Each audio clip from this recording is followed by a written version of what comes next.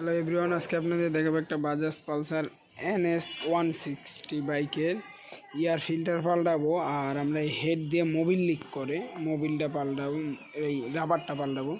আপনাদের এয়ার ফিল্টারটা দেখাই, দেখুন এদিক দিয়ে দেখছেন কি সুন্দর চেয়ার, আর এই পাশ দিয়ে দেখেন কি অবস্থা,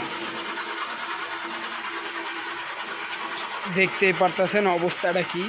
মনে হয় যে এখানে কেউ চাষ করতে পারবো, জমি ধানের জমি চাষ করার মতো অবস্থা, এত পরিমাণ কাদা। আর অপর সাইডে দেখতেই পাচ্ছেন কি পরিষ্কার। এয়ার ফিল্টারের চেয়ারটা দেখছেন। আর আমরা দেখাবো বক্সের ভিতরে, দেখেন এগুলো কি এয়ার ফিল্টার বক্সের ভিতরে ময়লা, এবং যে হোস পাইপ ওটার ভিতরেও কি পরিমাণ ময়লা।